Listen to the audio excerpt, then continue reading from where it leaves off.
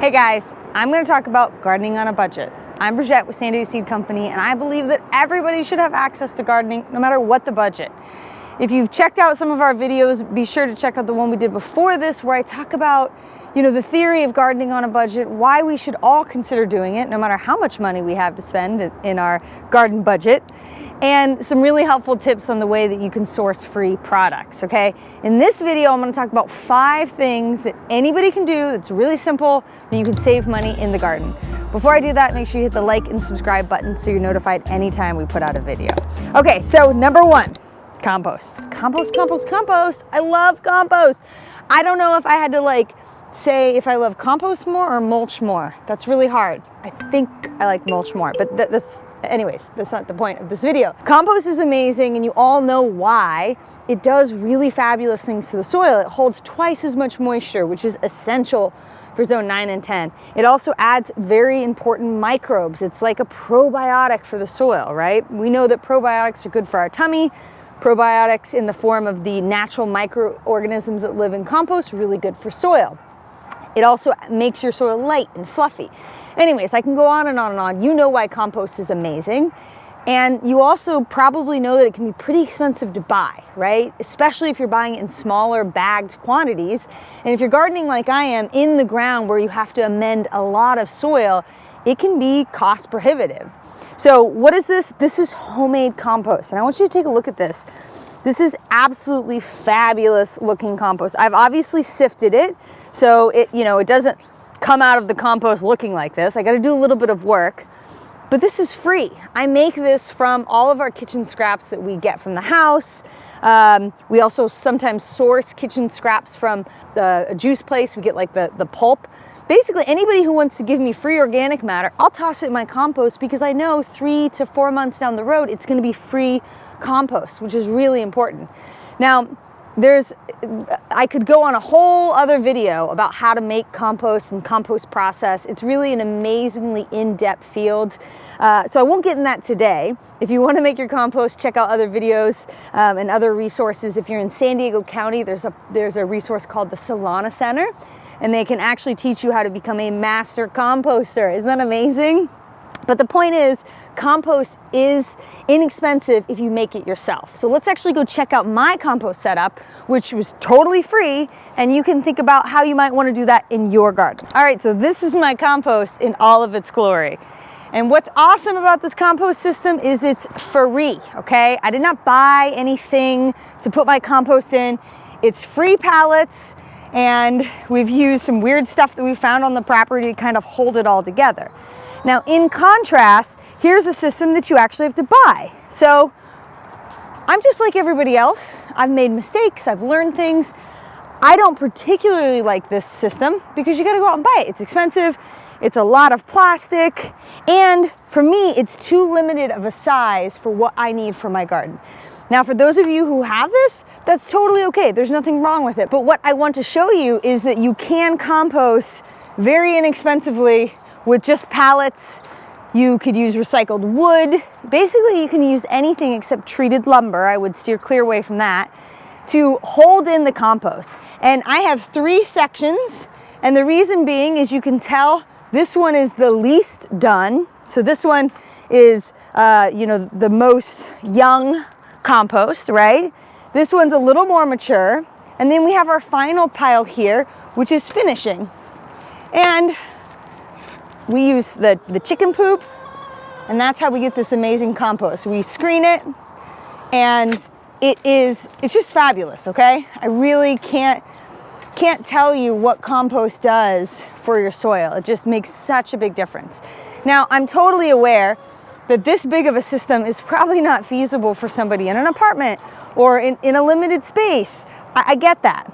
But what I want you to know is that compost, when you make it yourself, whether you make it in something small like that, whether you make it in a bucket and do bokashi style, however you make compost, it's going to be cheaper to make it than it is going to be to buy it, which is gonna make a really big difference. Okay, so the second thing I wanna talk about is saving seeds.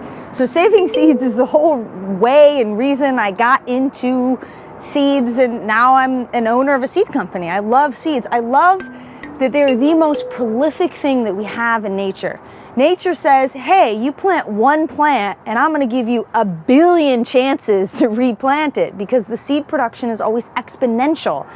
Now, seed production or seed saving can be a little confusing if you really get into all of the specific details, but I'm just gonna break it down really simple for you. Especially crops like this is cilantro, they very easily go to flower. And when they go to flower, then they produce their seed. This is dry seed. And you can see, I didn't do anything fancy. I pulled up the plants from the ground, basically yanked them out of the ground, came into the greenhouse, and I stuck them in here, and they've been in here. And I'm gonna replant these seeds by just taking off, just like that. I'm just gonna take off the seeds. Nature gives you ample chances to replant, because think about it from the plant's perspective. It wants to put out as many opportunities for it to regrow and pass on its progeny as possible. So from one plant, you might get 1 bazillion seeds, right? So you can actually just broadcast these out into the garden. Woohoo! And if you have irrigation, which you will see from previous videos is essential, they'll naturally sprout and then you'll get free plants. It's really amazing. What are the top easiest plants to save seed from? Pretty simply put, dry seeded crops are very easy. Anything where the plant grows and then the seed is dry and you can actually just take the seed off. Top tip for that is be patient, my grasshoppers. You cannot pull the seed too early, especially if the seed is not fully mature. That makes a really big difference. Let's look at another dry seeded crop here. Dry seeded crops are herbs, flowers. So parsley, basil, cilantro, dill, all very easy to save seed from. Flowers like marigolds, cosmos, so many different dry seeded crops are very easy to save seed from. So here's a prime example. This plant's done. You might think, okay, well, I'm just gonna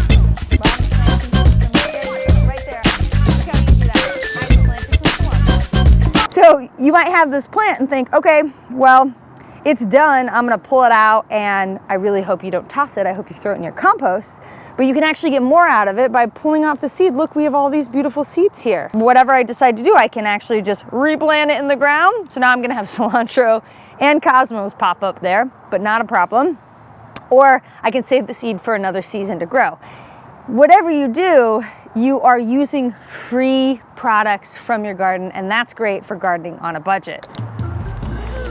Zoom! Oh, bye. I love you. Thank you. Oh, you just love being on the videos. Come here, show your pretty little face. Oh, Okay, so the next thing that you can do, tip number 3 for gardening on a budget, is reuse crops from your kitchen. Now, I'm not even gonna go through all the millions of crops that you can replant from your kitchen, because there's so many videos out there for garden hacks of replanting stuff. But just prime examples like green onions. I use green onions pretty much in every meal. I use them in my ramen. I use them in all my soups and my salads. And they're really easy if you just save the last inch of them. And as long as they have the roots on them, you can actually replant them. They're really simple to replant. They will reroot so easily in soil that has, oh, yep, I think I heard someone say irrigation.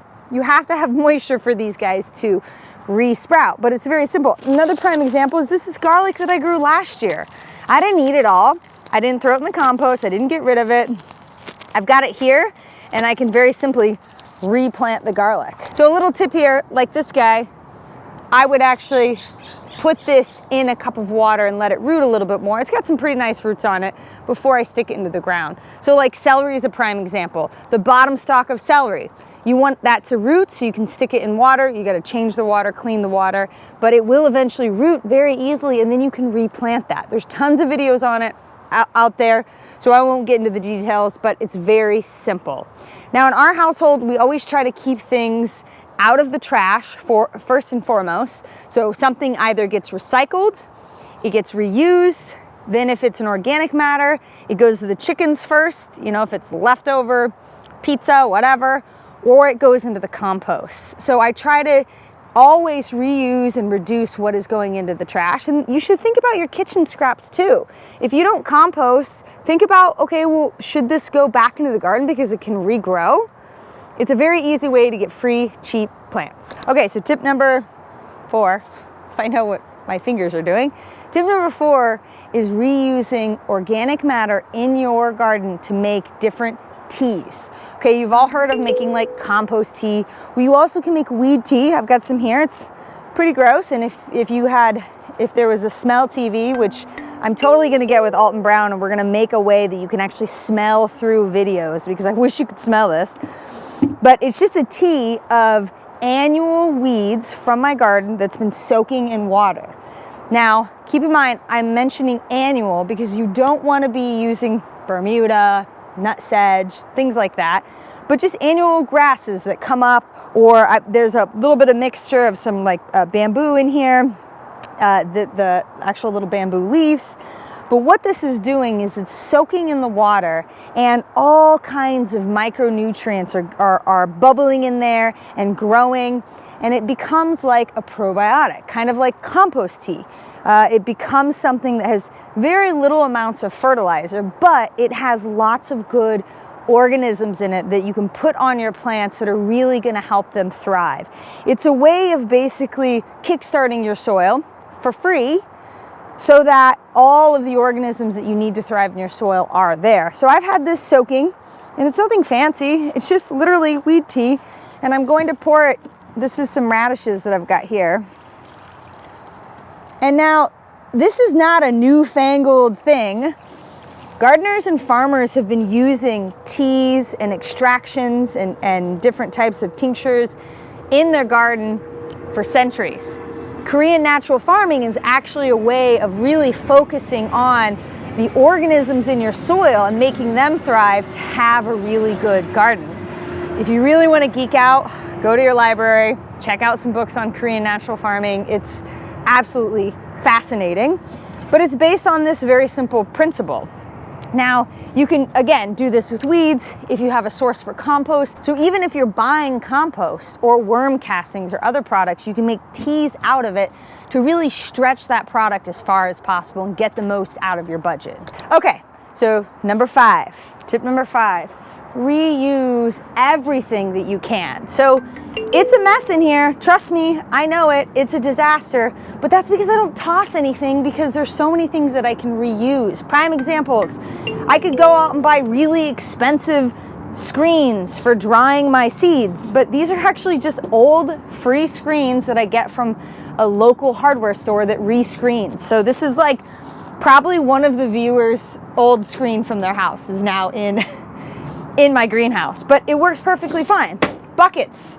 Buckets can be so incredibly expensive. I like to get my buckets from my local grocer. A lot of times the bucket's like, this was vegan lemon flavored zest.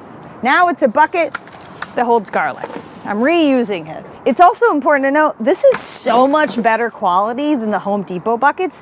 This is gonna last 5 times as long as the cheap plastic that you get in the Home Depot buckets. It's got a really nice handle, and a lot of times it comes with really nice lids, because obviously this was a food grade product. So being resourceful, reusing stuff. Also, 6-packs. If you go to the nursery and you buy a plant, reuse what they came in. Don't get rid of these. If you can easily start seeds in this. You don't have to actually go buy a specific seed starting 6-pack. When I was a kid, we would start in paper towel rolls, okay? So you can get creative. Obviously, there are things that work better than other things, and as you go along in your gardening career and your gardening journey, you will splurge and you'll go, you know what? I think I finally got to the point where I want to buy X, Y, and Z. I absolutely agree with that and encourage you to make your life easier, but especially in the beginning, or if you're just not in a position to spend a bunch of money on the garden, be resourceful. Think about what things you can get free, what resources do you have around you that's available to you. And this would have gone to the trash. This would have been in the landfill. Now it's actually one of my favorite buckets because it's so just heavy duty and really nice, and there's no cracks in it yet. So those are my 5 tips out of the millions that are probably out there. But the point is, get out there and start gardening.